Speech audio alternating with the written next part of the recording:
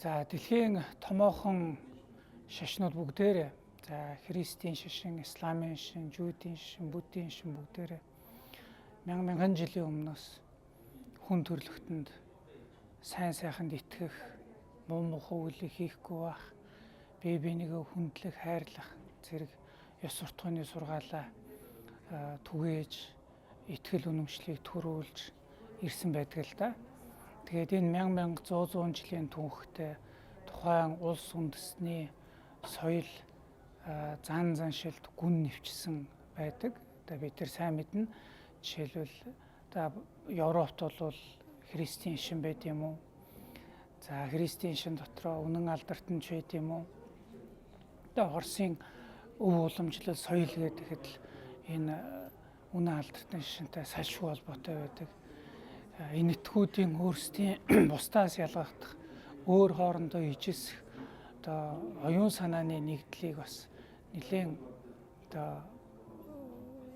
бүрдүүлж өгдөг зүйл нь бол жишээлбэл хиндүү шашин байх жишээтэй. За сүүлийн үеийн археологийн олдруудаар Монгол улсын газар нутгаас жишээлбэл 1600 жилийн өмнөх Нярун гүрний үед холбогдох бурхны шишний маш том цогцлбор олдоод байна.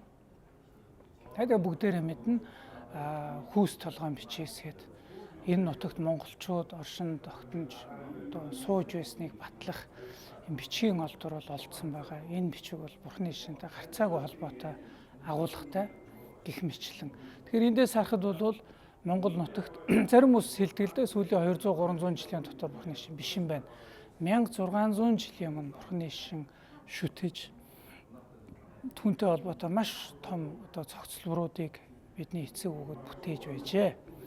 Тэгэхээр өнөөдөр ч гэсэн монголчуудын дийлэг олох нь нэг ялангуяа шашин шүтдэг монголчуудын үнэмлэхүй олох нь бол бурхны шишний шүтдэг. Бидний хүүхэд төрхөөс ахуулаад хурим найр таалал төгсөх болох гэд олон зан үйл бол энэ бурхны шишний зан үлийн дагуу явагдаж бидний ертөнцийг харах үзэл хийгээд өдөр тутмын амьдралд маань шингэсэн байдгийг хүлээн зөвшөөрөхөөс аргагүй. Тэгэхээр бид нар үе уламжлалаа хүндлэх, дээдлэх, хадгалах ёстой. Ямар ч ус байлаа гэсэн бид нар мэднэ. Японочууд ихэд үе уламжлалаа ямар хүндэлдэг вүлээ? Хятад ихэд ямар хүндэлдэг вүлээ? Англичууд ихэд ямар хүндэлдэг вүлээ? Бид нар хоорондоо бүх хүн байх албатай биш гэхдээ зөнх олонх нь нэгдэн нийлдэг итгэл үнэмшлийн ийм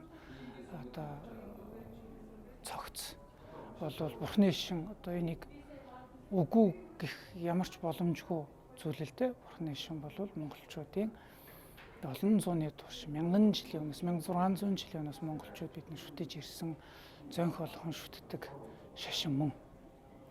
Тэгэхээр монголчууд бидний хувьд энэ дэлхийн нийтээрээ тэмдэглэж байгаа бурхан багшийн дүүчин өдөр буюу бурхан багшийн баярын өдөр гэсэн үг л дээ. Энэ өдөр бол гарцаагүй чухал тэмдэглэлт. Тэр өдрийг баяр баясгалантай тэгээд энэ өдрийн гол агуулга нь бол мөнхөө бурхны сургаалыг л эрхэмлэн дээдлэх сэтгэлд суурилах учиртай болохоор нөгөө ёс суртахуун, инэрл нэгүслийг урайгаа болгох энэ өдрөөр дамжуулж хүн шиг байх би зүв байж чадж гэнэ үү чадахгүй байна уу зүв байх ёстой шүү дээ гэж өөрийгөө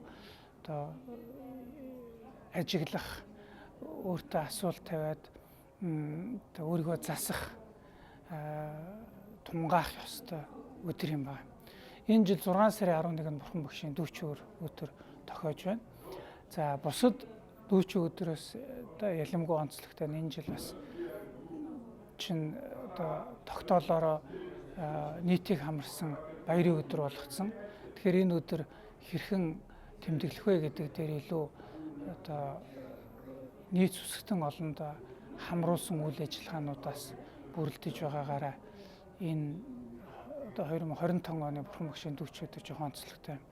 Тухайлах юм бол 6 сарын 11-нд Сүхбаатарын талбай дээр нөгөө л буддийн сургаалын огшин болсон инэрл нэгүсэл, ёс суртахуун, бясалгал, йога зэргийг нийтэд тайлбарлан хүргэсэн ийм өдөрлөг болно.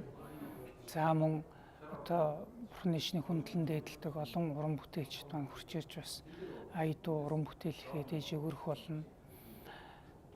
За бурхны ишнийг ер нь бурхан багш айлдахдаа бол ер нь сэтгэлийг засах, сэтгэлийг эмчлэх, эмээ гэж хэлдэг. Тийм болохоор сэтгэлийг эмчилье гэсэн одоо буддийн шашны үүднээс хүний амьдрал тохиолдоод байгаа зовлон зүдүүр, одоо ёс суртахуун, сэтгэлийн амар амгалан зэргийг тайлбарлсан асрууд ажиллах юм. Тэгээд ерөн жил болгон бид нэр төв талбайгаас өсгтнүүдийн хамтаар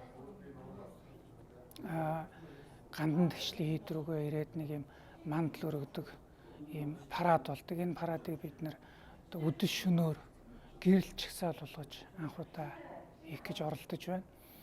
Ер нь Азийн орнуудад бол маш их илбэг болдог. Тэгээ бид нэр яг хуу энэ жил хэдийн хугацаад авчиг байсан ч гэсэн одоо шөнийн гэрэл чагсаалыг хийя гэж байна. Тэгэхээр энийг үзэж байгаа хүмүүст уриалахад 6 сарын 11-нд төв талбайдаа ирж энэ өдөрлөгтөө оролцоорой.